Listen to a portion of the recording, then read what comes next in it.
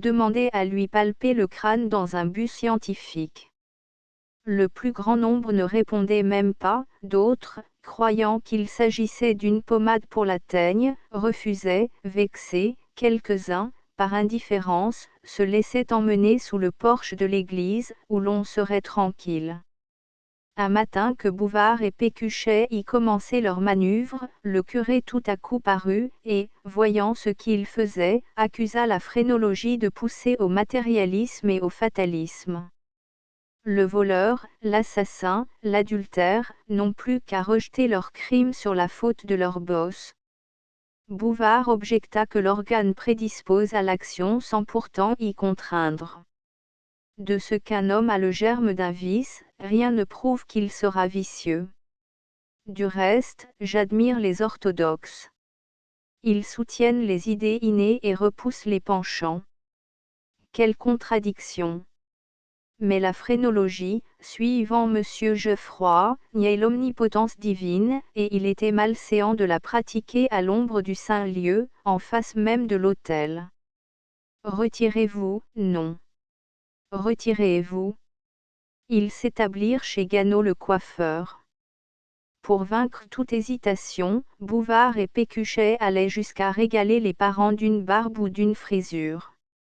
Le docteur, un après-midi, vint s'y faire couper les cheveux. En s'asseyant dans le fauteuil, il aperçut, reflétés par la glace, les deux phrénologues qui promenaient leurs doigts sur des caboches d'enfants. « Vous en êtes à ces bêtises-là, dit-il. »« Pourquoi, bêtises ?» Vaucorbeil eut un sourire méprisant, puis affirma qu'il n'y avait point dans le cerveau plusieurs organes. Ainsi tel homme digère un aliment que ne digère pas tel autre. Faut-il supposer dans l'estomac autant d'estomac qu'il s'y trouve de goût? Cependant un travail délasse d'un autre, un effort intellectuel ne tend pas à la fois toutes les facultés, chacune a donc un siège distinct. Les honnêtes homistes ne l'ont pas rencontré, dit Vaucorbeil. C'est qu'ils l'ont mal disséqué, reprit Pécuchet. Comment? Et? Oui. Il coupe des tranches, sans égard à la connexion des parties, phrase d'un livre qu'il se rappelait. Voilà une balourdise, s'écria le médecin. Le crâne ne se moule pas sur le cerveau, l'extérieur sur l'intérieur. Gall se trompe, et je vous défie de légitimer sa doctrine en prenant, au hasard, 3 personnes dans la boutique. La première était une paysanne avec de gros yeux bleus. Pécuchet dit, en l'observant, elle a beaucoup de mémoire. Son mari attesta le fait et s'offrit lui-même à l'exploration. Oh! Vous, mon brave, on vous conduit difficilement. D'après les autres, il n'y avait pas dans le monde un pareil têtu. La troisième épreuve se fit sur un gamin escorté de sa grand-mère. Pécuchet déclara qu'il devait chérir la musique. Je crois bien, dit la bonne femme, montre à ces messieurs, pour voir. Il tira de sa blouse une guimbarde et se mit à souffler dedans. Un fracas s'éleva, c'était la porte, claquée violemment par le docteur, qui s'en allait. Ils ne doutèrent plus d'eux-mêmes, et, appelant les 2 élèves, recommencèrent l'analyse de leur boîte osseuse. Celle de Victorine était généralement unie, marque de pondération, mais son frère avait un crâne déplorable, une éminence très forte dans l'angle mastoïdien des pariétaux indiquait l'organe de la destruction, du meurtre, et plus bas un renflement était le signe de la convoitise, du vol. Bouvard et Pécuchet en furent attristés pendant 8 jours. Mais il faudrait comprendre le sens exact des mots, ce qu'on appelle la combativité implique le dédain de la mort. S'il fait des homicides, il peut de même produire des sauvetages. L'acquisivité englobe le tact des filous et l'ardeur des commerçants. L'irrévérence est parallèle à l'esprit de critique, la ruse à la circonspection. Toujours un instinct se dédouble en 2 parties, une mauvaise, une bonne. On détruira la seconde en cultivant la première, et par cette méthode, un enfant audacieux, loin d'être un bandit, deviendra un général. Le lâche n'aura seulement que de la prudence, l'avare de l'économie, le prodigue de la générosité. Un rêve magnifique les occupa, s'ils menaient à bien l'éducation de leurs élèves, ils fonderaient plus tard un établissement ayant pour but de redresser l'intelligence, dompter les caractères, ennoblir le cœur. Déjà ils parlaient des souscriptions et de la bâtisse. Leur triomphe chez Gano les avait rendus célèbres, et des gens les venaient consulter, afin qu'on leur dise leurs chances de fortune. Il en défila de toutes les espèces, crânes en boule, en poire, en pain de sucre, des carrés, d'élevés, de resserrés, d'aplatis, avec des mâchoires de bœuf, des figures d'oiseaux, des yeux de cochon, mais tant de monde gênait le perruquier dans son travail. Les coudes frôlaient l'armoire à vitres contenant la parfumerie, on dérangeait les peignes, le lavabo fut brisé, et il flanqua dehors tous les amateurs, en priant Bouvard et Pécuchet de les suivre, ultimatum qu'ils acceptèrent sans murmurer, étant un peu fatigués de la cranioscopie. Le lendemain, comme ils passaient devant le jardinet du capitaine, ils aperçurent, causant avec lui, Girbal, Coulon, le garde champêtre et son fils cadet, Zéphirin, habillé en enfant de chure. Sa robe était toute neuve, il se promenait dessous avant de la remettre à la sacristie, et on le complimentait. Curieux de savoir ce qu'il en penserait, Plaquevent pria ces messieurs de palper son jeune homme. La peau du front avait l'air comme tendue, un nez mince, très cartilagineux du bout, tombait obliquement sur des lèvres pincées, le menton était pointu, le regard fuyant, l'épaule droite trop haute. « Retire ta calotte, lui dit son père. Bouvard glissa ses mains dans sa chevelure couleur de paille, puis ce fut le tour de Pécuchet, et ils se communiquaient à voix basse leurs observations, biophilie manifeste. L'approbativité. Conscienciosité absente. Amativité nulle. Eh bien, dit le garde champêtre. Pécuchet ouvrit sa tabatière et huma une prise. Rien de bon, hein. Ma foi, répliqua Bouvard, ce n'est guère fameux point. Plaquevent rougit d'humiliation, il fera tout de même ma volonté. Oh! Mais je suis son père, nom de Dieu. Et j'ai bien le droit, dans une certaine mesure, reprit Pécuchet.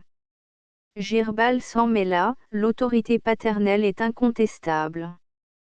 Mais si le père est un idiot? N'importe, dit le capitaine, son pouvoir n'en est pas moins absolu. Dans l'intérêt des enfants, ajouta Coulon. D'après Bouvard et Pécuchet, ils ne devaient rien aux auteurs de leur jour, et les parents, au contraire, leur doivent la nourriture, l'instruction, des prévenances, enfin tout. Les bourgeois se récrièrent devant cette opinion immorale. Plaquevent en était blessé comme d'une injure. Avec cela, ils sont jolis, ceux que vous ramassez sur les grandes routes, ils iront loin. Prenez garde. Garde à quoi, dit aigrement Pécuchet. Oh! Je n'ai pas peur de vous. Ni moi non plus. Coulon intervint, modéra le garde champêtre et le fit s'éloigner. Pendant quelques minutes on resta silencieux. Puis il fut question des dahlias du capitaine, qui ne lâcha point son monde sans les avoir exhibés l'un après l'autre. Bouvard et Pécuchet rejoignaient leur domicile, quand, à 100 pas devant eux, ils distinguèrent Plaquevent et Zéphirin, près de lui, levant le coude en manière de bouclier pour se garantir des gifles.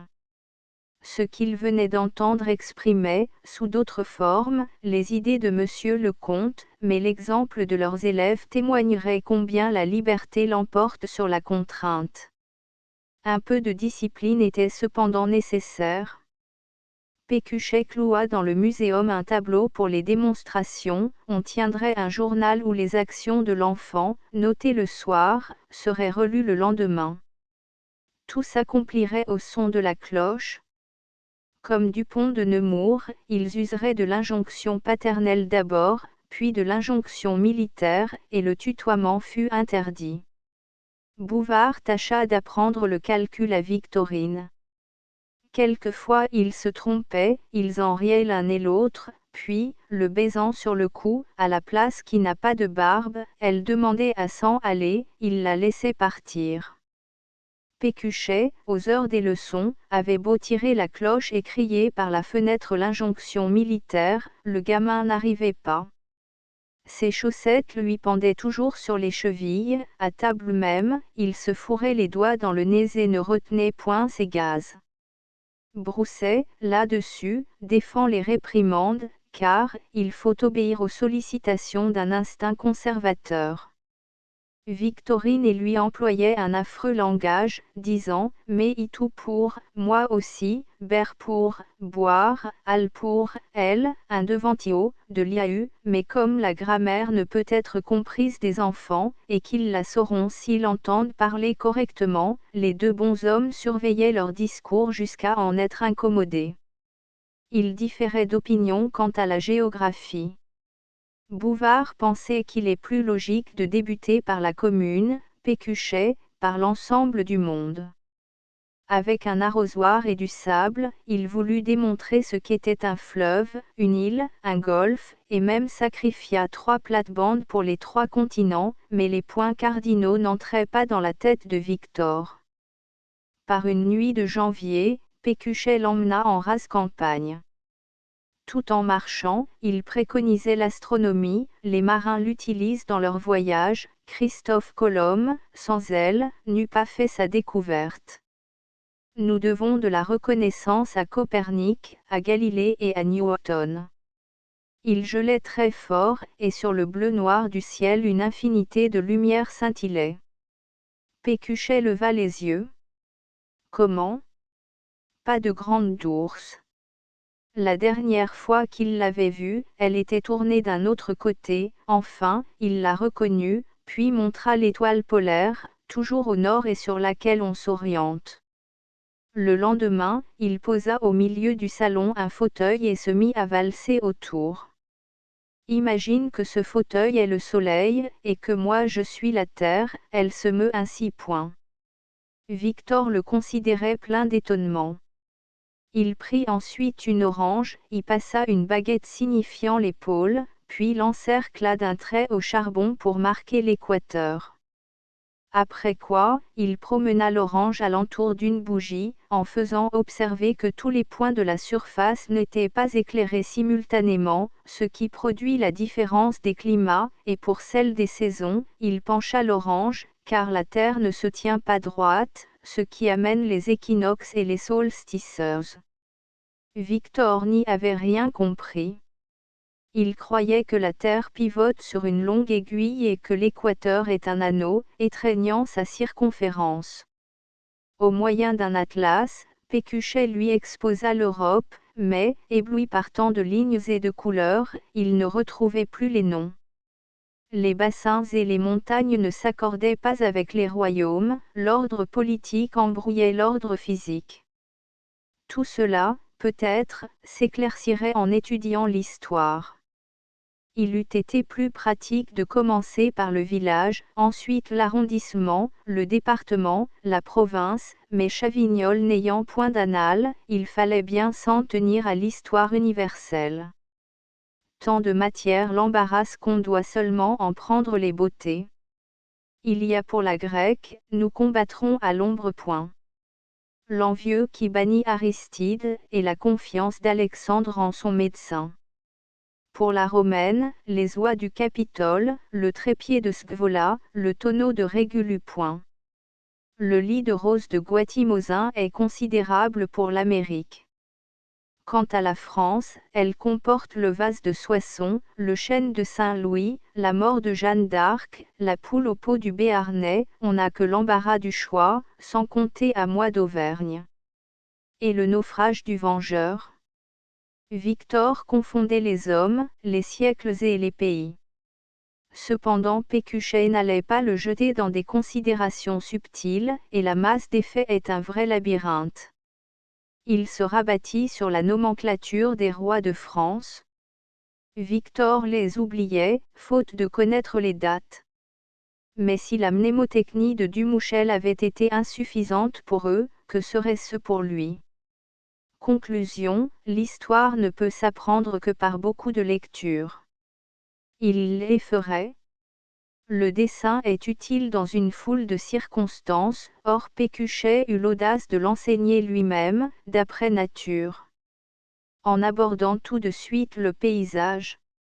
Un libraire de Bayeux lui envoya du papier, du caoutchouc, de carton, des crayons et du fixatif pour leurs œuvres qui, sous verre et dans des cadres, orneraient le muséum.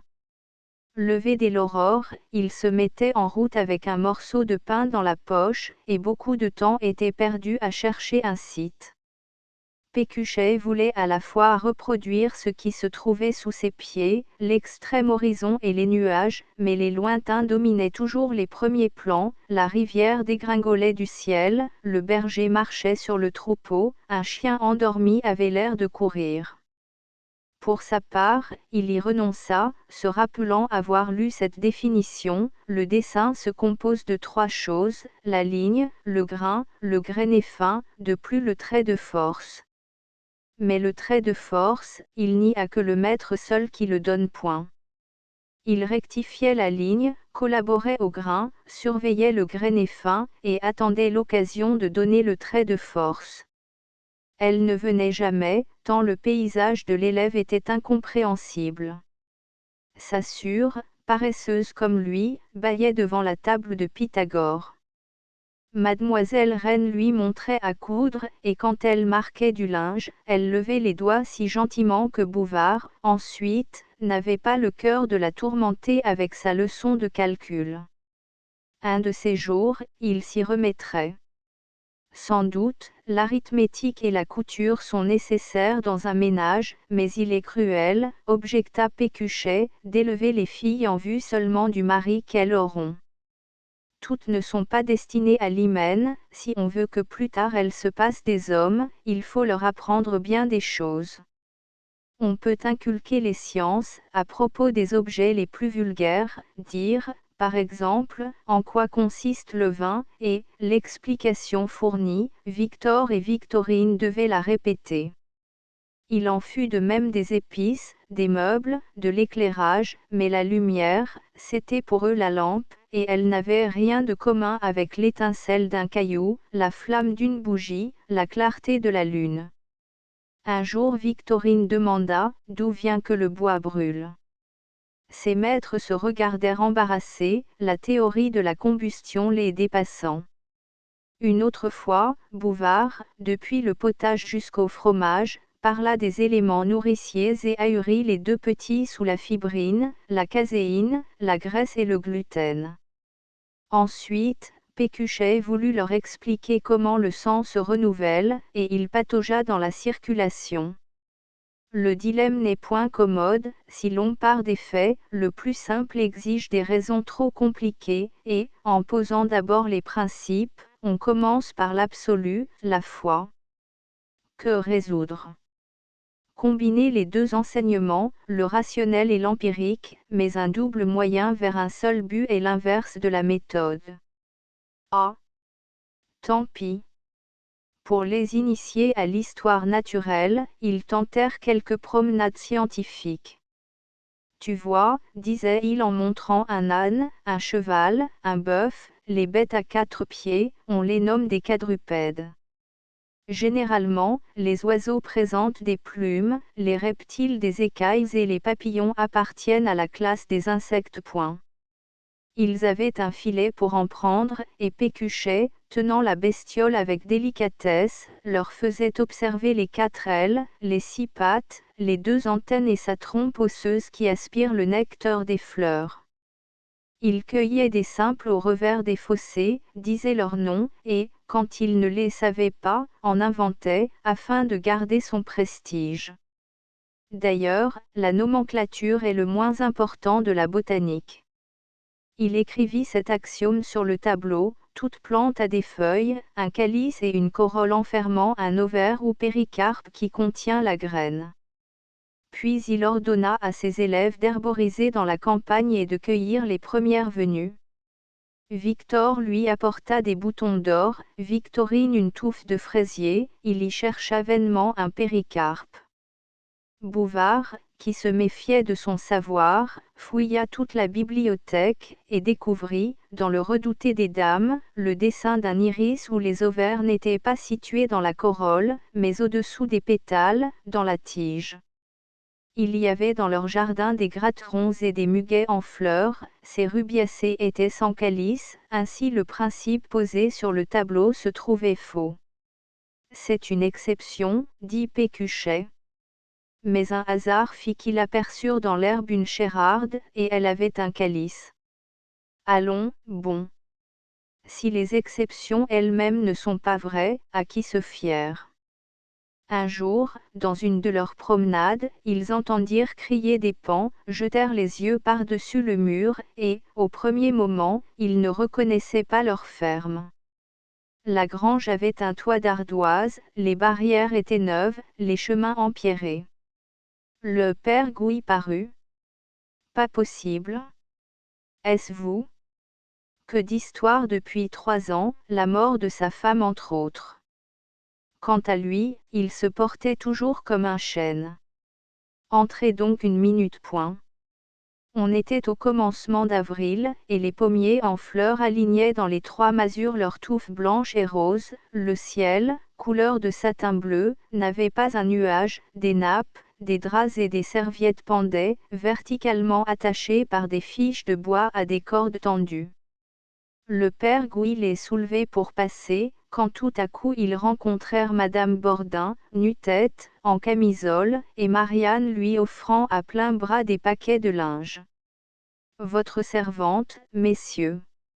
Faites comme chez vous. Moi je vais m'asseoir, je suis rompu point. Le fermier proposa à toute la compagnie un verre de boisson. Pas maintenant, dit-elle, j'ai trop chaud point. Pécuchet accepta et disparut vers le cellier avec le père Gouy, Marianne et Victor. Bouvard s'assit par terre, à côté de Madame Bordin. Il recevait ponctuellement sa rente, n'avait pas à s'en plaindre, ne lui en voulait plus. La grande lumière éclairait son profil, un de ses bandeaux noirs descendait trop bas, et les petits frisons de sa nuque se collaient à sa peau ambrée, moite de sueur. Chaque fois qu'elle respirait, ses 2 seins montaient. Le parfum du gazon se mêlait à la bonne odeur de sa chair solide, et Bouvard eut un revif de tempérament qui le combla de joie. Alors il lui fit des compliments sur sa propriété. Elle en fut ravie et parla de ses projets. Pour agrandir les cours, elle abattrait le haut-bord. Victorine, en ce moment-là, en grimpait le talus et cueillait des primevères, des hyacinths et des violettes, sans avoir peur d'un vieux cheval qui broutait l'herbe aux pieds. N'est-ce pas qu'elle est gentille, dit Bouvard. Oui. C'est gentil, une petite fille. Et la veuve poussa un soupir qui semblait exprimer le long chagrin de toute une vie. Vous auriez pu en avoir point. Elle baissa la tête. Il n'a tenu qu'à vous. Comment? Il eut un tel regard qu'elle s'empourpra, comme à la sensation d'une caresse brutale, mais de suite, en s'éventant avec son mouchoir, vous avez manqué le coche, mon cher. Je ne comprends pas. Et, sans se lever, il se rapprochait. Elle le considéra de haut en bas longtemps, puis souriant, et les prunelles humides, c'est de votre faute point. Les draps, autour d'eux, les enfermaient comme les rideaux d'un lit. Il se pencha sur le coude, lui frôlant les genoux de sa figure. Pourquoi? Hein? Pourquoi? Et comme elle se taisait et qu'il était dans un état où les serments ne coûtent rien, il tâcha de se justifier, s'accusa de folie, d'orgueil, pardon. Ce sera comme autrefois. Voulez-vous? Et il avait pris sa main, qu'elle laissait dans la sienne. Un coup de vent brusque fit se relever les draps, et ils virent 2 paons, un mâle et une femelle. La femelle se tenait immobile, les jarrets pliés, la croupe en l'air. Le mâle se promenait autour d'elle, arrondissait sa queue en éventail, se rengorgeait, gloussait, puis sauta dessus en rabattant ses plumes, qui la couvrirent comme un berceau, et les deux grands oiseaux tremblèrent d'un seul frémissement. Bouvard le sentit dans la paume de Madame Bordin. Elle se dégagea bien vite. Il y avait devant eux, béant et comme pétrifié, le jeune Victor qui regardait, un peu plus loin, Victorine, étalée sur le dos en plein soleil, aspirait toutes les fleurs qu'elle s'était cueillies. Le vieux cheval, effrayé par les pans, cassa sous une ruade une des cordes, s'y empêtra les jambes, et, galopant dans les trois cours, traînait la lessive après lui.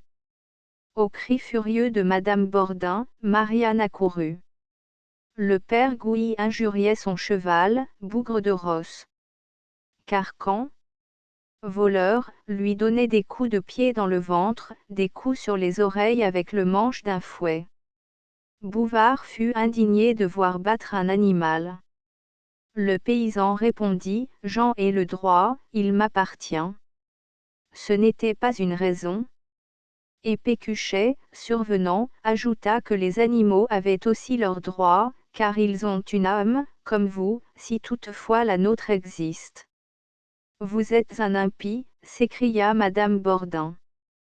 Trois choses l'exaspéraient, la lessive à recommencer, ses croyances qu'on outrageait et la crainte d'avoir été entrevue tout à l'heure dans une pose suspecte. Je vous croyais plus forte, dit Bouvard. Elle répliqua magistralement, je n'aime pas les polissons. Et Gouy s'en prit à eux d'avoir abîmé son cheval, dont les naseaux saignaient. Il grommelait tout bas, sacrés gens de malheur. J'allais l'entirer quand ils sont venus point. Les deux bonshommes se retirèrent en haussant les épaules. Victor leur demanda pourquoi ils s'étaient fâchés contre Gouy. Il abuse de sa force, ce qui est mal. Pourquoi est-ce mal? Les enfants n'auraient-ils aucune notion du juste? Peut-être. Et le soir même, Pécuchet, ayant Bouvard à sa droite, sous la main quelques notes, et, en face de lui les deux élèves, commença un cours de morale. Cette science nous apprend à diriger nos actions. Elles ont deux motifs, le plaisir, l'intérêt, et un troisième plus impérieux, le devoir. Les devoirs se divisent en deux classes, nos devoirs envers nous-mêmes, lesquels consistent à soigner notre corps, nous garantir de toute injure. Ils entendaient cela parfaitement, deux autres devoirs envers les autres, c'est-à-dire être toujours loyal, débonnaire et même fraternel, le genre humain n'étant qu'une seule famille. Souvent une chose nous agrée qui nuit à nos semblables, l'intérêt diffère du bien, car le bien est de soi-même irréductible. Les enfants ne comprenaient pas. Il remit à la fois prochaine la sanction des devoirs. Dans tout cela, suivant Bouvard, il n'avait pas défini le bien. Comment veux-tu le définir? On le sent point. Alors les leçons de morale ne conviendraient qu'aux gens moraux, et le cours de Pécuchet n'alla pas plus loin. Ils firent lire à leurs élèves des historiettes tendant à inspirer l'amour de la vertu. Elles assommèrent Victor. Pour frapper son imagination, Pécuchet suspendit au mur de sa chambre des images exposant la vie du bon sujet et celle du mauvais sujet. Le premier, Adolphe, embrassait sa mère, étudiait l'allemand, secourait un aveugle et était reçu à l'école polytechnique. Le mauvais, Eugène, commençait par désobéir à son père, avait une querelle dans un café, battait son épouse, tombait ivre-mort, fracturait une armoire, et un dernier tableau le représentait au bagne, où un monsieur, accompagné d'un jeune garçon, disait, en le montrant, « Tu vois, mon fils, les dangers de l'inconduite. » Mais pour les enfants l'avenir n'existe pas. On avait beau les saturer de cette maxime, que le travail est honorable et que les riches parfois sont malheureux, ils avaient connu des travailleurs nullement honorés et se rappelaient le château où la vie semblait bonne. Les supplices du remords leur étaient dépeintes avec tant d'exagération qu'ils flairaient la blague et se méfiaient du reste.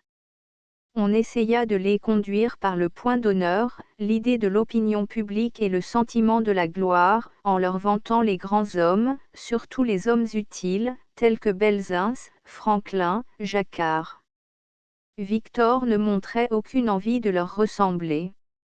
Un jour qu'il avait fait une addition sans faute, Bouvard cousit à sa veste un ruban qui signifiait la croix. Il se pavena dessous, mais, ayant oublié la mort d'Henri IV, Pécuchet le coiffa d'un bonnet d'âne.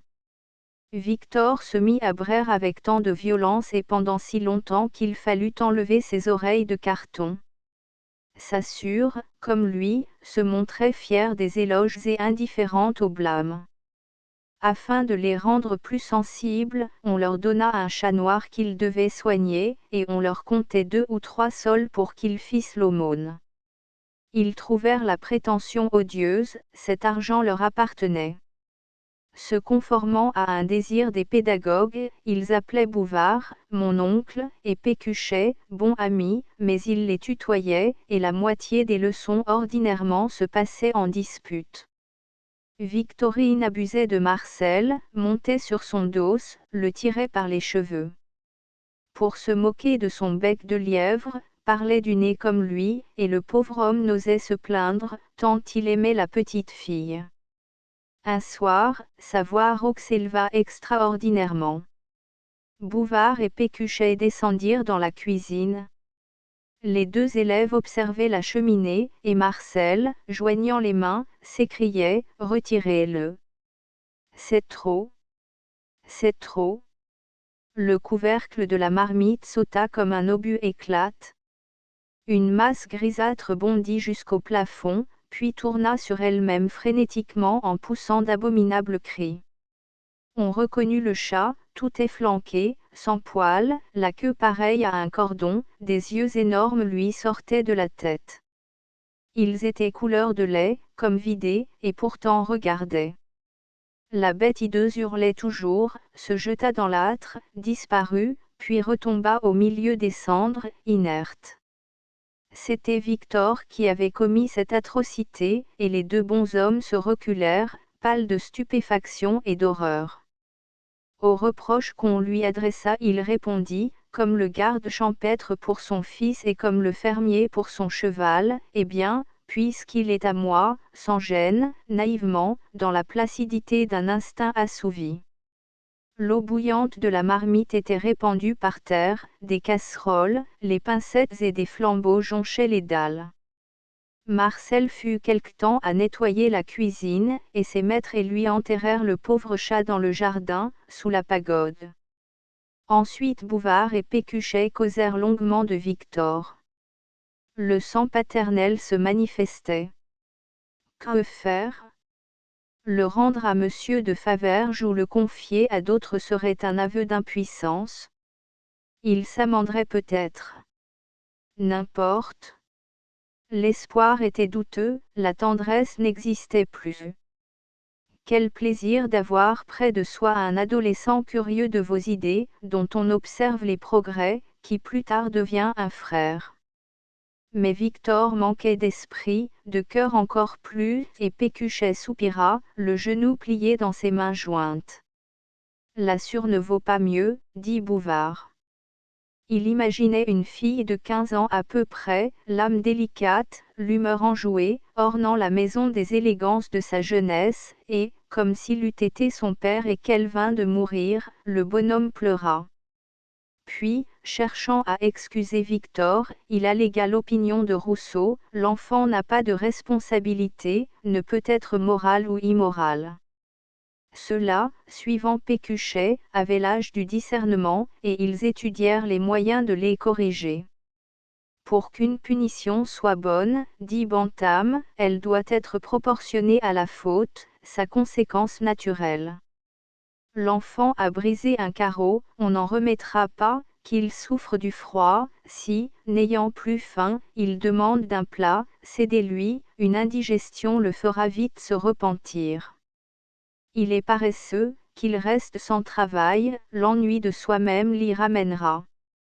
Mais Victor ne souffrirait pas du froid, son tempérament pouvait endurer les excès, et la fainéantise lui conviendrait. Ils adoptèrent le système inverse, la punition médicinale, des pinceaux lui furent donnés, il devint plus paresseux, on le privait de confiture, sa gourmandise en redoubla. L'ironie aurait peut-être du succès. Une fois, étant venu déjeuner, les mains sales, Bouvard le railla, l'appelant joli cavalier, muscadin, gants jaunes. Victor écoutait le front bas, blêmi tout à coup, et jeta son assiette à la tête de Bouvard, puis, furieux de l'avoir manqué, se précipita sur lui. Ce n'était pas trop que 3 hommes pour le contenir. Il se roulait par terre, tâchant de mordre. Pécuchet l'arrosa de loin avec une carafe d'eau, de suite il fut calmé, mais enroué pendant 2 jours. Le moyen n'était pas bon. Ils en prirent un autre, au moindre symptôme de colère, le traitant comme un malade, ils le couchaient dans son lit, Victor s'y trouvait bien et chantait. Un jour, il dénicha dans la bibliothèque une vieille noix de coco et commençait à la fendre, quand Pécuchet survint, mon coco. C'était un souvenir de Dumouchel. Il l'avait apporté de Paris à Chavignol, en leva les bras d'indignation. Victor se mit à rire. Bon ami, n'y tint plus, et, d'une large calotte, l'envoya bouler au fond de l'appartement, puis, tremblant d'émotion, alla se plaindre à Bouvard. Bouvard lui fit des reproches. Es-tu bête, avec ton coco? Les coups abrutissent. La terreur énerve. Tu te dégrades toi-même? Pécuchet objecta que les châtiments corporels sont quelquefois indispensables. Pestalozzi les employait, et le célèbre Mélenchon avoue que, sans eux, il n'eût rien appris. Mais des punitions cruelles ont poussé des enfants au suicide, on en lit des exemples. Victor s'était barricadé dans sa chambre. Bouvard parlementa derrière la porte, et, pour la faire ouvrir, lui promit une tarte aux prunes. Dès lors il empira. Restait un moyen préconisé par Monseigneur Dupanloup, le regard sévère. Ils tâchèrent d'imprimer à leur visage un aspect effrayant et ne produisirent aucun effet. Nous n'avons plus qu'à essayer de la religion, dit Bouvard. Pécuchet se récria. Ils l'avaient banni de leur programme. Mais le raisonnement ne satisfait pas tous les besoins. Le cœur et l'imagination veulent autre chose. Le surnaturel pour bien des âmes est indispensable, et ils résolurent d'envoyer les enfants au catéchisme. Rennes proposa de les y conduire. Elle revenait dans la maison et savait se faire aimer par des manières caressantes. Victorine changea tout à coup, fut réservée, mielleuse, s'agenouillait devant la Madone, admirait le sacrifice d'Abraham, ricanait avec dédain au nom de protestants. Elle déclara qu'on lui avait prescrit le jeûne. Ils s'en informèrent, ce n'était pas vrai. Le jour de la Fête-Dieu, des juliennes disparurent d'une plate-bande pour décorer le reposoir, elle nia effrontément les avoir coupées. Une autre fois elle prit à Bouvard 20 sols qu'elle mit, au vêpres, dans le plat du sacristain. Ils en conclurent que la morale se distingue de la religion, quand elle n'a point d'autre base, son importance est secondaire. Un soir pendant qu'ils dînaient, Monsieur Marescot entra. Victor s'enfuit immédiatement. Le notaire, ayant refusé de s'asseoir, conta ce qui l'amenait. Le jeune Touache avait battu, presque tué son fils. Comme on savait les origines de Victor, et qu'il était désagréable, les autres gamins l'appelaient Forçat, et, tout à l'heure, il avait flanqué à Monsieur Arnold Marescot une insolente raclée. Le cher Arnold en portait des traces sur le corps. Sa mère est au désespoir, son costume en lambeaux, sa santé compromise. Où allons-nous? Le notaire exigeait un châtiment rigoureux, et que Victor, entre autres, ne fréquentât plus le catéchisme, afin de prévenir des collisions nouvelles. Bouvard et Pécuchet, bien que blessés par son ton rogue, promirent tout ce qu'il voulut, calèrent. Victor avait-il obéi au sentiment de l'honneur ou de la vengeance? En tout cas, ce n'était point un lâche. Mais sa brutalité les effrayait, la musique adoucissait les muresses, Pécuchet imagina de lui apprendre le solfège. Victor eut beaucoup de peine à lire couramment les notes et à ne pas confondre les termes adagio, presto et sforzando. Son maître s'évertua à lui expliquer la gamme, l'accord parfait, la diatonique, la chromatique, et les deux espèces d'intervalles appelés majeur et mineur. Il le fit se mettre tout droit, la poitrine en avant, les épaules bien effacées, la bouche grande ouverte, et, pour l'instruire par l'exemple, poussa des intonations d'une voix fausse, celle de Victor lui sortait péniblement du larynx, tant il le contractait, quand un soupir commençait la mesure, il partait tout de suite ou trop tard. Pécuchet néanmoins aborda le chant en partie double. Il prit une baguette pour tenir lieu d'archet et faisait aller son bras magistralement, comme s'il avait eu un orchestre derrière lui, mais, occupé par deux besognes, il se trompait de temps, son erreur en amenait d'autres chez l'élève, et, fronçant les sourcils, tendant les muscles de leur cou, il continuait au hasard, jusqu'au bas de la page. Enfin Pécuchet dit à Victor, « Tu n'es pas près de briller aux Orphéons. » Et il abandonna l'enseignement de la musique. Locke, d'ailleurs, a peut-être raison, elle engage dans des compagnies tellement dissolues, qu'il vaut mieux s'occuper à autre chose. Sans vouloir en faire un écrivain, il serait commode pour Victor de savoir trousser une lettre. Une réflexion les arrêta, le style épistolaire ne peut s'apprendre, car il appartient exclusivement aux femmes. Ils songèrent ensuite à fourrer dans sa mémoire quelques morceaux de littérature, et, embarrassés du choix, consultèrent l'ouvrage de Madame Campan. Elle recommande la scène d'Eliassin, les Chœurs d'Esther, Jean-Baptiste Rousseau tout entier. C'est un peu vieux. Quant au roman, elle les prohibe, comme peignant le monde sous des couleurs trop favorables. Cependant elle permet Clarisse Harlowe et le père de famille, par Miss Opie. Qui est-ce, Miss Opie? Ils ne découvrirent pas son nom dans la biographie Michaud. Restez les contes de fées. Ils vont espérer des palais de diamants, dit Pécuchet. La littérature développe l'esprit, mais exalte les passions. Victorine fut renvoyée du catéchisme, à cause des siennes. On l'avait surprise embrassant le fils du notaire, et Reine ne plaisantait pas, sa figure était sérieuse sous son bonnet à gros tuyaux. Après un scandale pareil, comment garder une jeune fille si corrompue? Bouvard et Pécuchet qualifièrent le curé de vieille bête. Sa bonne le défendit en grommelant. Ils ripostèrent, et elle s'en alla en roulant des yeux terribles, « On vous connaît. On vous connaît ?» Victorine, effectivement, s'était prise de tendresse pour Arnold, tant elle le trouvait joli avec son col brodé, sa veste de velours, ses cheveux sentant bon, et elle lui apportait des bouquets, jusqu'au moment où elle fut dénoncée par Zéphirin. Quelle niaiserie que cette aventure, les deux enfants étant d'une innocence parfaite. Fallait-il leur apprendre le mystère de la génération? Je n'y verrai pas de mal, dit Bouvard. Le philosophe Bazedor l'exposait à ses élèves, ne détaillant toutefois que la grossesse et la naissance.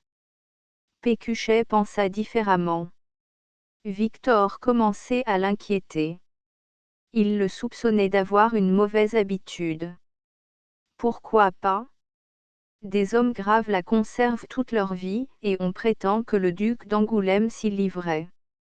Il interrogea son disciple d'une telle façon qu'il lui ouvrit les idées, et peu de temps après n'eut aucun doute. Alors, il l'appela criminel et voulait, comme traitement, lui faire lire Tissot. Ce chef-d'œuvre, selon Bouvard, était plus pernicieux qu'utile.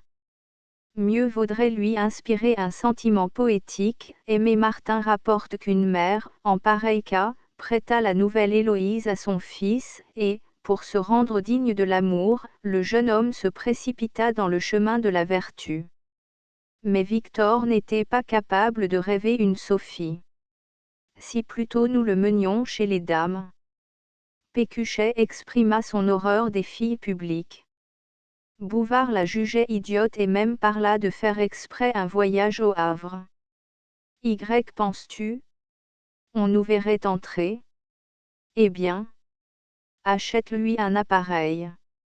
Mais un bandagiste croirait peut-être que c'est pour moi, dit Pécuchet. Il lui aurait fallu un plaisir émouvant comme la chasse, elle amènerait la dépense d'un fusil, d'un chien, ils préférèrent le fatiguer et entreprirent des courses dans la campagne. Le gamin leur échappait, bien qu'ils se relayassent, ils n'en pouvaient plus, et, le soir, n'avaient pas la force de tenir le journal. Pendant qu'il attendait Victor, il causait avec les passants, et, par besoin de pédagogie, tâchait de leur apprendre l'hygiène, déplorait la perte des eaux, le gaspillage des fumiers, tonnait contre la superstition, le squelette d'un merle dans une grange, le buis béni au fond de l'étable, un sac de verre sur les orteils des fiévreux. Ils en vinrent à inspecter les nourrices et s'indignaient contre le régime de leurs poupons, les unes les abreuvant de gruau, ce qui les fait périr de faiblesse, d'autres les bourrent de viande avant 6 mois, et ils crèvent d'indigestion, plusieurs les nettoient de leur propre salive, toutes les manient brutalement. Quand ils apercevaient sur une porte un hibou crucifié, ils entraient dans la ferme et disaient « Vous avez tort, ces animaux vivent de rats, de campagnols, on a trouvé dans l'estomac d'une chouette une quantité de larves de chenilles. » Les villageois les connaissaient pour les avoir vus, premièrement comme médecins, puis en quête de vieux meubles, puis à la recherche des cailloux, et ils répondaient « Allez donc, farceurs. N'essayez pas de nous en remontrer point. » Leur conviction s'ébranla, car les moineaux purgent les potagers mais gobent les cerises. Les hiboux dévorent les insectes, et en même temps les chauves-souris, qui sont utiles et si les taupes mangent les limaces, elles bouleversant la terre. Une chose dont ils étaient certains, c'est qu'il faut détruire tout le gibier, comme funeste à l'agriculture. Un soir qu'ils passaient dans le bois de Faverges, ils arrivèrent devant la maison où Sorel, au bord de la route, gesticulait entre 3 individus. Le premier était un certain dauphin, savetier, petit, maigre, et la figure sournoise. Le second, le père Aubin, commissionnaire dans les villages, portait une vieille redingote jaune avec un pantalon de coutil bleu. Le troisième, Eugène, domestique chez Monsieur Marescot, se distinguait par sa barbe, taillée comme celle des magistrats. Sorel leur montrait un nœud coulant, en fil de cuivre, qui s'attachait à un fil de soie retenu par une brique, ce qu'on nomme un collet, et il avait découvert le savetier en train de l'établir. « Vous êtes témoin, n'est-ce pas ? » Eugène baissa le menton d'une manière approbative, et le père Aubin répliqua « Du moment que vous le dites point. » Ce qui enrageait Sorel, c'était le toupet d'avoir dressé un piège aux abords de son logement, le gredin se figurant qu'on n'aurait pas l'idée d'en soupçonner dans cet endroit. Dauphin prit le genre pleurard, je marchais dessus, je tâchais même de le casser point. On l'accusait toujours, on lui en voulait, il était bien malheureux. Sorel, sans lui répondre, avait tiré de sa poche un calepin, une plume et de l'encre pour écrire un procès-verbal. « Oh! Non, dit Pécuchet. Bouvard ajouta, relâchez-le, c'est un brave homme. Lui, un braconnier. Eh bien, quand cela serait. Et ils se mirent à défendre le braconnage. On sait d'abord que les lapins rongent les jeunes pousses, les lièvres abîmant les céréales, sauf la bécasse, peut-être. Laissez-moi donc tranquille point. Et le garde écrivait, les dents serrées. Quel entêtement! Murmura Bouvard. Un mot de plus, et je fais venir les gendarmes. Vous êtes un grossier personnage, dit Pécuchet. Vous, des pas grandes choses, reprit Sorel. Bouvard, s'oubliant, le traita de butor, d'estafier. Et Eugène répétait, la paix. La paix? Respectons la loi, tandis que le père Aubin gémissait à 3 pas d'eux sur un mètre de cailloux. Troublés par ces voix, tous les chiens de la meute sortirent de leurs cabanes, on voyait à travers le grillage leurs prunelles ardentes, leurs mufles noirs, et, courant çà et là, ils aboyaient effroyablement. Ne m'embêtez plus, s'écria leur maître, ou bien je les lance sur vos culottes. Les deux amis s'éloignèrent, contents, néanmoins, d'avoir soutenu le progrès, la civilisation. Dès le lendemain, on leur envoya une citation à comparaître devant le tribunal de simple police, pour injure envers le garde, et s'y entendre condamné à 100 francs de dommages et intérêts, sauf le recours du ministère public, vu les contraventions par eux commises. Coût, 6 fr 75 c tiercelin, huissier. Pourquoi un ministère public? La tête leur en tourna, puis, se calmant, ils préparèrent leur défense. Le jour désigné, Bouvard et Pécuchet se rendirent à la mairie 1 heure trop tôt. Personne, des chaises et 3 fauteuils entouraient une table ovale couverte d'un tapis, une niche était creusée dans le mur pour recevoir un poêle, et le buste de l'empereur, occupant un pied-douche, dominait l'ensemble. Ils flânèrent jusqu'au grenier, où il y avait une pompe à incendie, plusieurs drapeaux, et dans un coin, par terre, d'autres bastes sans plâtre, le grand Napoléon, sans diadème, Louis XVIII, avec des épaulettes sur un frac, Charles X, reconnaissable à sa lèvre tombante, Louis-Philippe, les sourcils arqués et la chevelure en pyramide, l'inclinaison du toit frôlait sa nuque, et tous étaient salis par les mouches et la poussière. Ce spectacle démoralisa Bouvard et Pécuchet. Les gouvernements leur faisaient pitié, quand ils revinrent dans la grande salle. Ils y trouvèrent Sorel et le garde champêtre, l'un ayant sa plaque au bras, et l'autre un képi. Une douzaine de personnes causaient, incriminées pour défaut de balayage, chiens errants, manque de lanterne à des carrioles, ou avoir tenu, pendant la messe, un cabaret ouvert. Enfin Coulon se présenta affublé d'une robe en serge noire et d'une toque ronde avec du velours dans le bas. Son greffier se mit à gauche, le maire, en écharpe, à droite, et on appela peu de temps après l'affaire Sorel contre Bouvard et Pécuchet. Louis Martial Eugène Lenepveur, valet de chambre à Chavignol, Calvados, profita de sa position de témoin pour répandre tout ce qu'il savait sur une foule de choses étrangères au débat. Nicolas Juste-Aubin, manouvrier, craignait de déplaire à Sorel et de nuire à ces messieurs, il avait entendu de gros mots, en doutait cependant, allégua sa surdité. Le juge de paix le fit se rasseoir, puis, s'adressant aux gardes, « Persistez-vous dans vos déclarations? » Certainement point. Coulon ensuite demanda aux deux prévenus ce qu'il avait à dire. Bouvard soutenait n'avoir pas injurié Sorel, mais, en prenant le parti du braconnier, avoir défendu l'intérêt de nos campagnes. Il rappela les abus féodaux, les chasses ruineuses des grands seigneurs.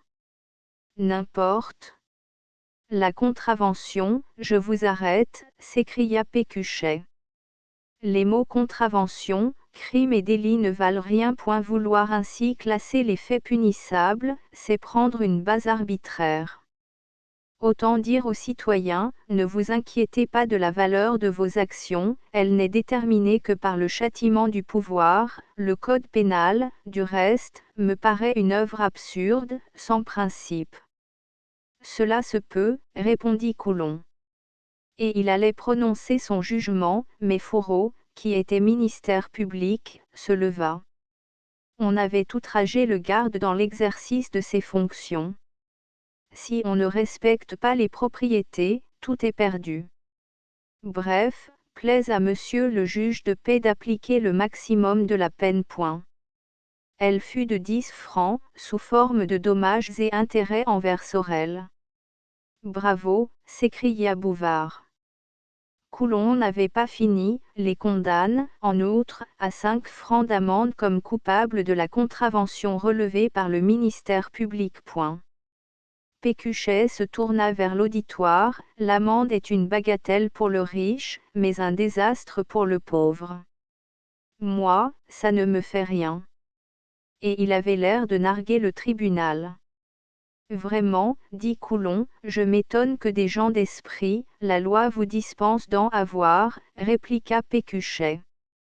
Le juge de paix siège indéfiniment, tandis que le juge de la Cour suprême est réputé capable jusqu'à 75 ans, et celui de première instance ne laisse plus à 70 points.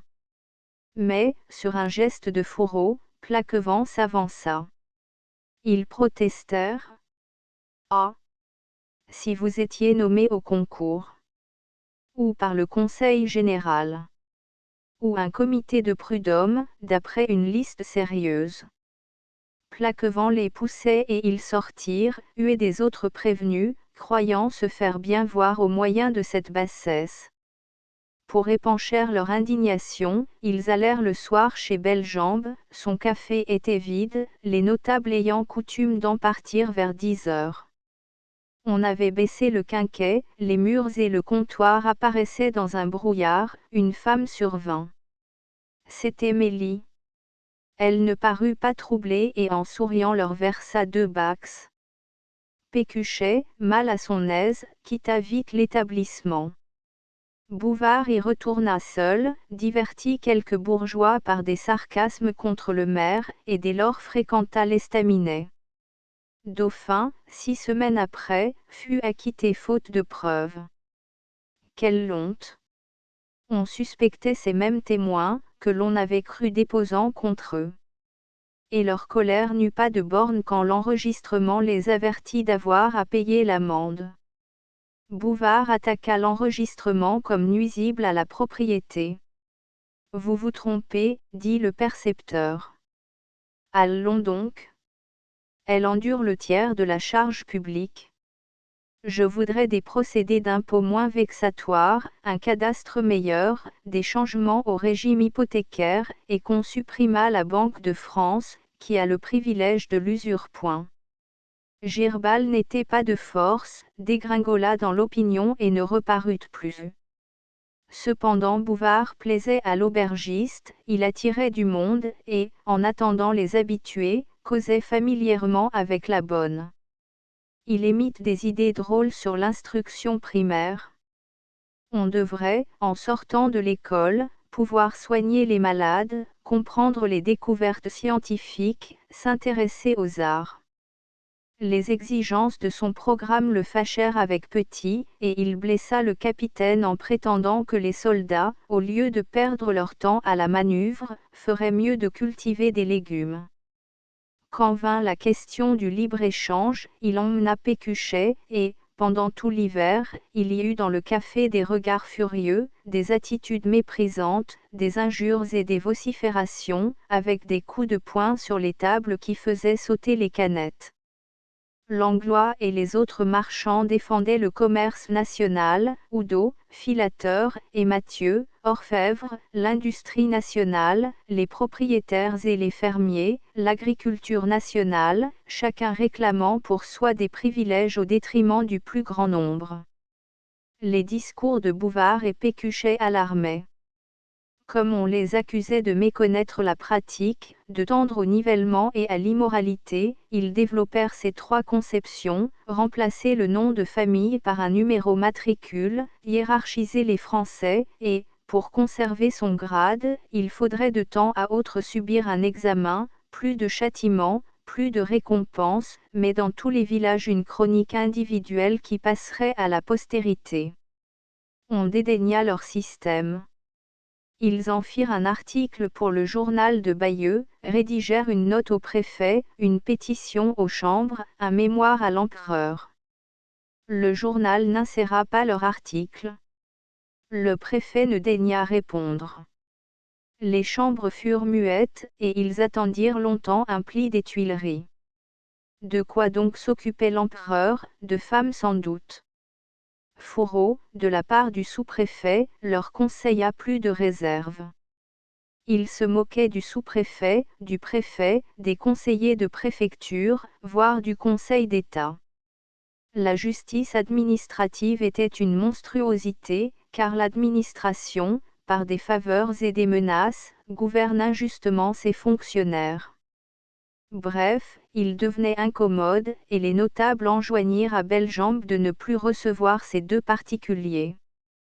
Alors Bouvard et Pécuchet brûlèrent de se signaler par une œuvre qui éblouirait leurs concitoyens, et ils ne trouvèrent pas autre chose que des projets d'embellissement pour Chavignoles. Les 3/4 des maisons seraient démolies, on ferait au milieu du bourg une place monumentale, un hospice du côté de Falaise, des abattoirs sur la route de Caen, et, au pas de la Vaque, une église romane et polychrome. Pécuchet composa un lavis à l'encre de Chine, n'oubliant pas de teinter les bois en jaune, les bâtiments en rouge, et les prés en vert, car les tableaux d'un Chavignol idéal le poursuivaient dans ses rêves, il se retournait sur son matelas. Bouvard, une nuit, en fut réveillé. « Souffres-tu ? » Pécuchet balbutia, « Haussmann m'empêche de dormir point. » Vers cette époque, il reçut une lettre de Dumouchel pour savoir le prix des bains de mer sur la côte normande. Qu'il aille se promener avec ses bains. Est-ce que nous avons le temps d'écrire ? Et quand ils se furent procuré une chaîne d'arpenteur, un graphomètre, un niveau d'eau et une boussole, d'autres études commencèrent. Ils envahissaient les propriétés, souvent les bourgeois étaient surpris d'y voir ces deux hommes plantant des jalons. Bouvard et Pécuchet annonçaient d'un air tranquille leurs projets et ce qui en adviendrait. Les habitants s'inquiétèrent, car enfin l'autorité se rangerait peut-être à leur avis. Quelquefois on les renvoyait brutalement. Victor escaladait les murs et montait dans les combles pour y apprendre un signal, témoignait de la bonne volonté et même une certaine ardeur. Ils étaient aussi plus contents de Victorine. Quand elle repassait le linge, elle poussait son fer sur la planche en chantonnant d'une voix douce, s'intéressait au ménage, fit une calotte pour Bouvard, et ses points de piquet lui valurent les compliments de Romiche. C'était un de ces tailleurs qui vont dans les fermes raccommodeur les habits. On l'eut 15 jours à la maison. Bossu avec des yeux rouges, il rachetait ses défauts corporels par une humeur bouffonne.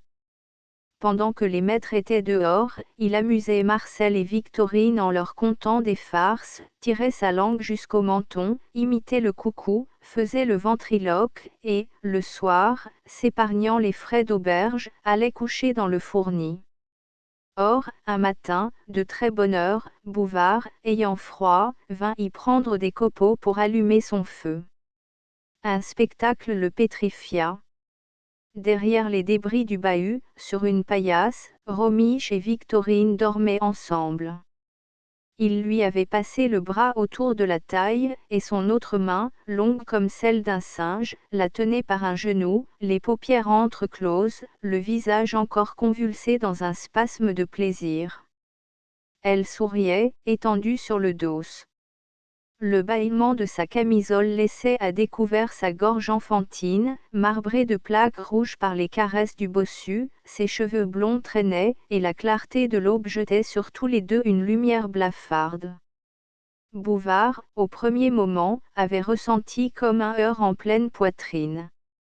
Puis une pudeur l'empêcha de faire un seul geste, des réflexions douloureuses l'assaillaient. Si jeune, perdu. Ensuite il alla réveiller Pécuchet, et, d'un mot, lui apprit tout. Ah! Le misérable! Nous n'y pouvons rien. Calme-toi point. Et ils furent longtemps à soupirer l'un devant l'autre, Bouvard, sans redingote et les bras croisés, Pécuchet, au bord de sa couche, pieds nus et en bonnet de coton. Romiche devait partir ce jour-là, ayant terminé son ouvrage. Ils le payèrent d'une façon hautaine, silencieusement.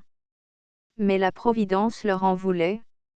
Marcel les conduisit mystérieusement peu de temps après dans la chambre de Victor et leur montra au fond de sa commode une pièce de 20 francs. Le gamin l'avait chargé de lui en fournir la monnaie. D'où provenait-elle? D'un vol, bien sûr, et commis durant leur tournée d'ingénieurs. Mais, pour la rendre, il eût fallu connaître la personne, et, si on la réclamait, ils auraient l'air complices. Enfin, ayant appelé Victor, ils lui commandèrent d'ouvrir son tiroir, le Napoléon n'y était plus. Il feignit de ne pas comprendre. Tantôt, pourtant, il l'avait vue, cette pièce, et Marcel était incapable de mentir. Cette histoire le révolutionnait tellement que, depuis le matin, il gardait dans sa poche une lettre pour Bouvard. Monsieur, craignant que Monsieur Pécuchet ne soit malade, j'ai recours à votre obligeance. De qui donc la signature? Olympe Dumouchel, né Charpeau. Elle et son époux demandaient dans quelle localité balnéaire, Courseulles, Langrune ou Luc, se trouvait la meilleure compagnie, la moins bruyante, et tous les moyens de transport, le prix du blanchissage, etc., etc. Cette importunité les mit en colère contre Dumouchel, puis la fatigue les plongea dans un découragement plus lourd.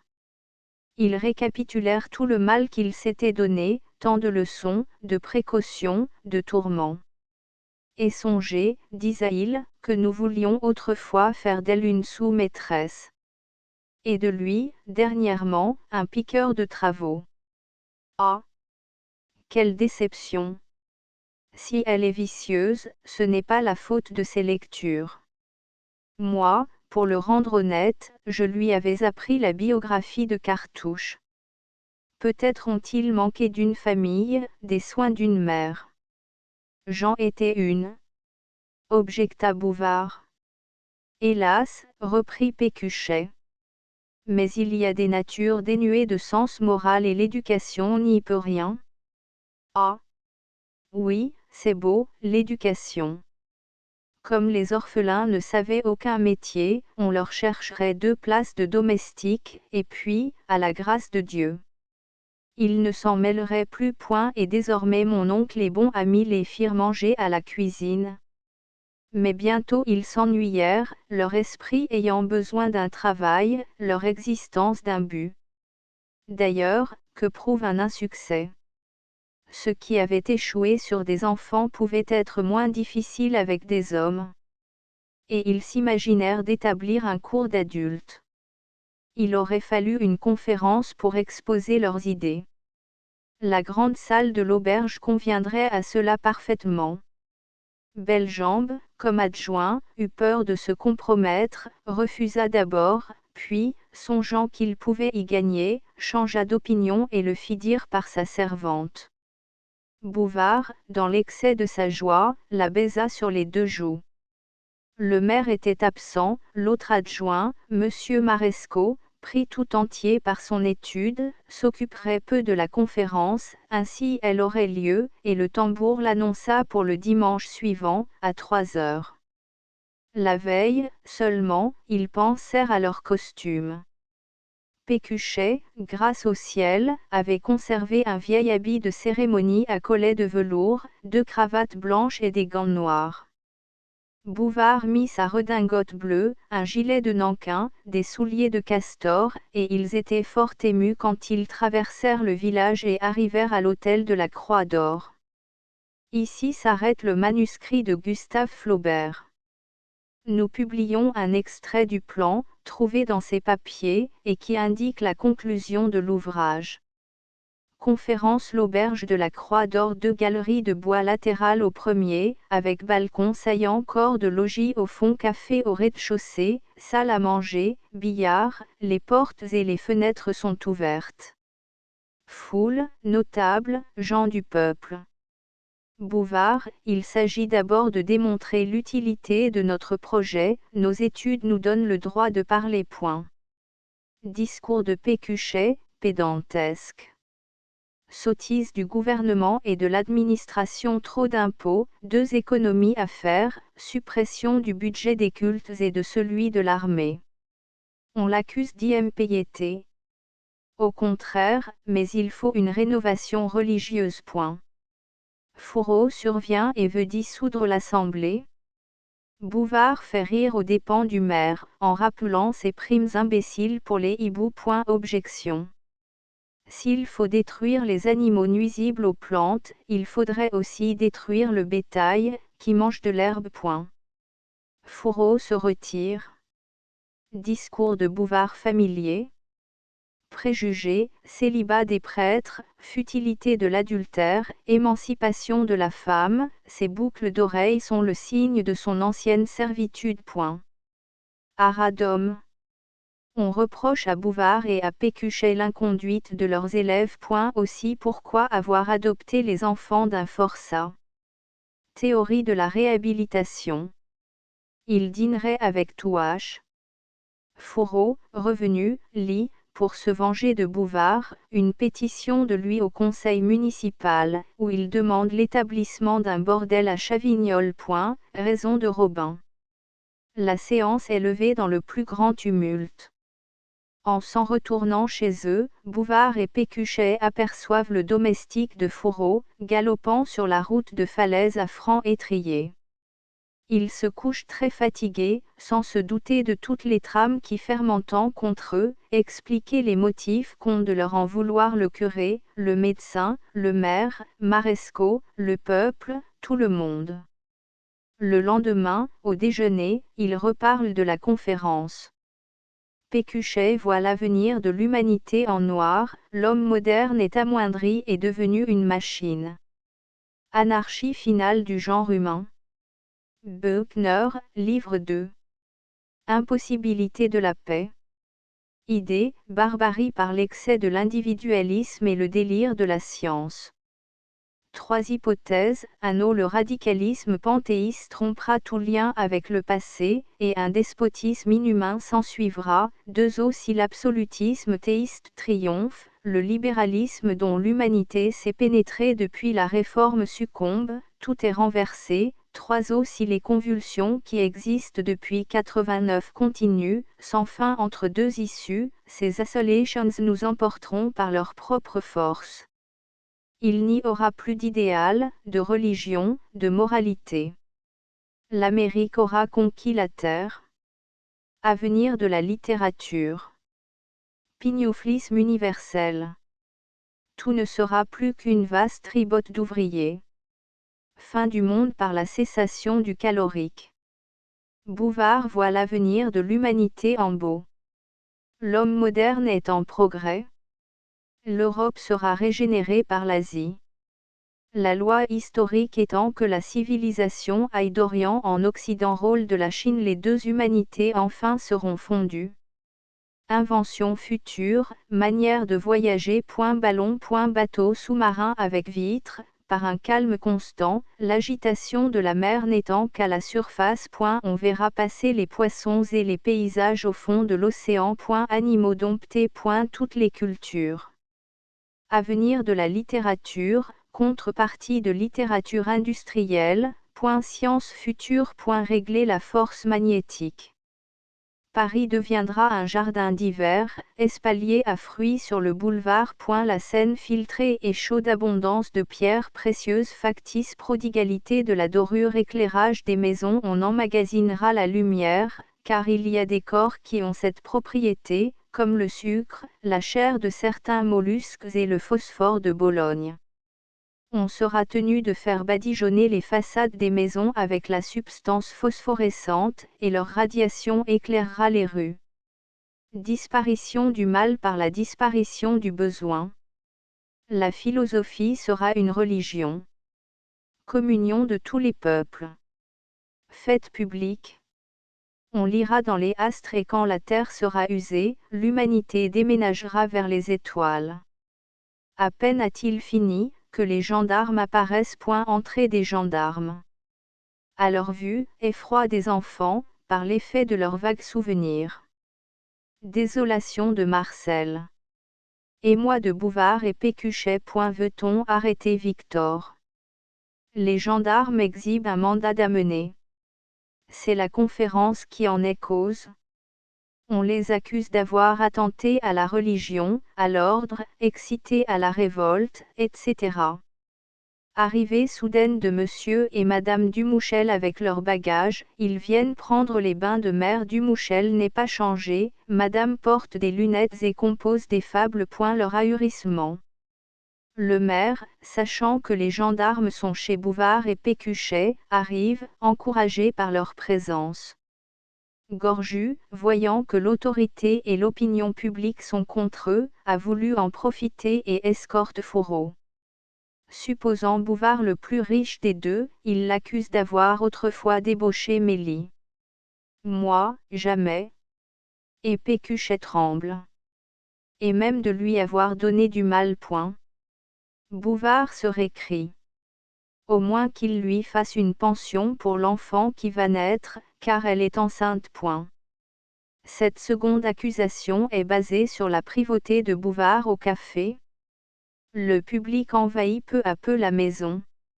Barberoux, appelé dans le pays par une affaire de son commerce, tout à l'heure a appris à l'auberge ce qui se passe et survient. Il croit Bouvard coupable, le prend à l'écart, et l'engage à céder, à faire une pension. Arrive le médecin, le comte, Reine, Madame Bordin, Madame Marescot sous son ombrelle, et d'autres notables. Les gamins du village, en dehors de la grille, crient, jettent des pierres dans le jardin. Il est maintenant bien tenu, et la population en est jalouse. Fourreau veut traîner Bouvard et Pécuchet en prison. Barberoux s'interpose, et, comme lui, s'interpose Marescot, le médecin et le comte, avec une pitié insultante. Expliquez le mandat d'amener. Le sous-préfet, au reçu de la lettre de Fourreau, leur a expédié un mandat d'amener pour leur faire peur, avec une lettre à Marescot et à Faverges, disant de les laisser tranquilles s'ils témoignaient du repentir. Vaucorbeil cherche également à les défendre. C'est plutôt dans une maison de fous qu'il faudrait les mener, ce sont des maniaques. Jean écrirait au préfet. Tout s'apaise. Bouvard fera une pension à Mélie. On ne peut leur laisser la direction des enfants. Ils se rebiffent, mais comme ils n'ont pas adopté légalement les orphelins, le maire les reprend. Il montre une insensibilité révoltante. Bouvard et Pécuchet en pleurent. Monsieur et Madame Dumouchel s'en vont. Ainsi tout leur a craqué dans la main. Ils n'ont plus aucun intérêt dans la vie. Bonne idée nourrie en secret par chacun d'eux. Ils se la dissimulent. De temps à autre, ils sourient quand elle leur vient, puis, enfin, se la communiquent simultanément, copiés comme autrefois. Confection du bureau à double pupitre. Il s'adresse pour cela à un menuisier. Gorju, qui a entendu parler de leur invention, leur propose de le faire. Rappeler le bahut.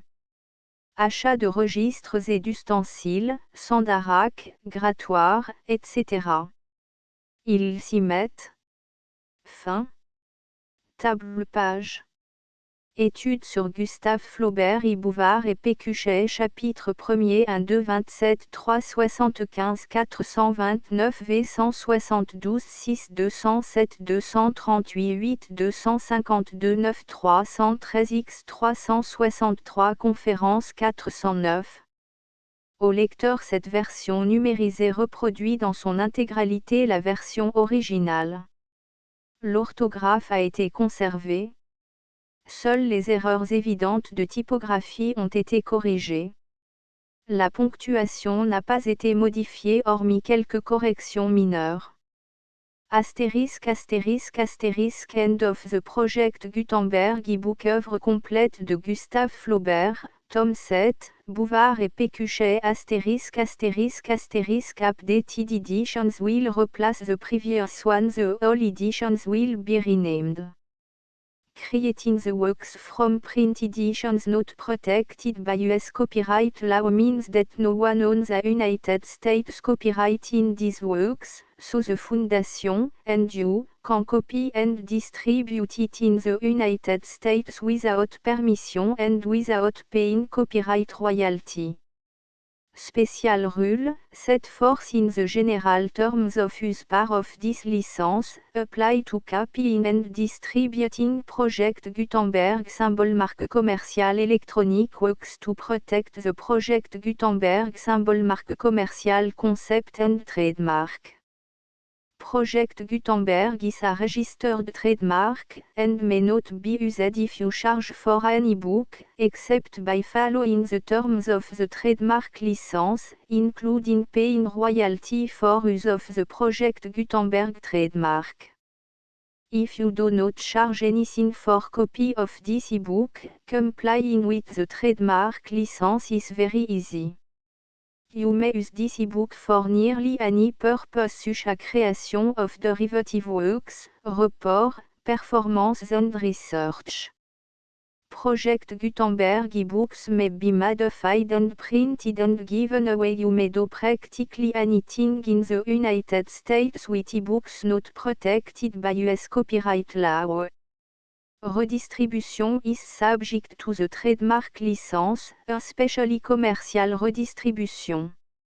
Start, full license. The full Project Gutenberg license. Please read this before you distribute or use this work to protect the Project Gutenberg symbol marque commerciale mission of promoting the free distribution of electronic works, by using or distributing this work, or any other work associated in any way with the phrase Project Gutenberg. You agree to comply with all the terms of the full Project Gutenberg symbol marque commerciale license available with this file or online at www.gutenberg.org/licence. Section 1. General Terms of Use and Redistributing Project Gutenberg symbol marque commerciale électronique works. 1.a By reading or using any part of this Project Gutenberg symbol marque commerciale électronique work, you indicate that you have read, understand, agree to and accept all the terms of this license and intellectual property, trademark/copyright, agreement. If you do not agree to abide by all the terms of this agreement, you must cease using and return or destroy all copy of Project Gutenberg symbol marque commerciale électronique works in your possession. If you paid a fee for obtaining a copy of or access to a Project Gutenberg symbol marque commerciale électronique work and you do not agree to be bound by the terms of this agreement, you may obtain a refund from the person or entity to whom you paid the fee as set forth in paragraph 1.e.8. 1.b Project Gutenberg is a registered trademark. It may only be used on or associated in any way with an electronic work by people who agree to be bound by the terms of this agreement. There are a few things that you can do with most Project Gutenberg symbol marque commerciale électronique works even without complying with the full terms of this agreement. See paragraph 1.c below. There are a lot of things you can do with Project Gutenberg symbol marque commerciale électronique works if you follow the terms of this agreement and help preserve free future access to Project Gutenberg symbol marque commerciale électronique works. See paragraph 1.e below. 1.c The Project Gutenberg Literary Archive Foundation, the Foundation or PGLAF, owns a compilation copyright in the collection of Project Gutenberg symbol marque commerciale électronique works. Nearly all the individual works in the collection are in the public domain in the United States. If an individual work is unprotected by copyright law in the United States and you are located in the United States, we do not claim a right to prevent you from copying, distributing, performing, displaying or creating derivative works based on the work alone as all references to Project Gutenberg are removed. Of course, we hope that you will support the project Gutenberg symbol marque commercial mission of promoting free access to electronic works by freely sharing project Gutenberg symbol marque commercial works in compliance with the terms of this agreement for keeping the project Gutenberg symbol marque commercial name associated with the work. You can easily comply with the terms of this agreement by keeping this work in the same format with its attached full project Gutenberg symbol marque commercial license when you share it without charge with others. 1.d. The copyright laws of the place where you are located also govern what you can do with this work. Copyright laws in most countries are in a constant state of change. If you are outside the United States, check the laws of your country in addition to the terms of this agreement before downloading, copying, displaying, performing, distributing or creating derivative works based on this work or any other project Gutenberg symbol marque commercial work. The Foundation makes no representations concerning the copyright status of any work in any country other than the United States. 1.e Unless you have removed all references to Project Gutenberg. 1.e.1 The following sentence, with active links to, or other immediate access to, the full project Gutenberg symbol marque commercial license must appear prominently whenever any copy of a project Gutenberg symbol marque commercial work, any work on which the phrase project Gutenberg appears, or with which the phrase project Gutenberg is associated, is accessed, displayed, performed, viewed, copied or distributed. This ebook is for the use of anyone anywhere in the United States and most other parts of the world at no cost and with almost no restriction whatsoever. You may copy it, give it away or reuse it under the terms of the Project Gutenberg license included with this ebook or online at www.gutenberg.org. If you are not located in the United States, you will have to check the laws of the country where you are located before using this ebook. 1.e.2 If an individual project Gutenberg symbol marque commercial electronic work is derived from texts not protected by US copyright law, does not contain a notice indicating that it is posted with permission of the copyright holder, the work can be copied and distributed to anyone in the United States without paying any fees or charge. If you are redistributing or providing access to a work with the phrase Project Gutenberg associated with or appearing on the work, you must comply either with the requirements of paragraphs 1.e.1 through 1.e.7 or obtain permission for the use of the work and the Project Gutenberg symbol marque commercial trademark asset force in paragraphs 1.e.8 or 1.e.9.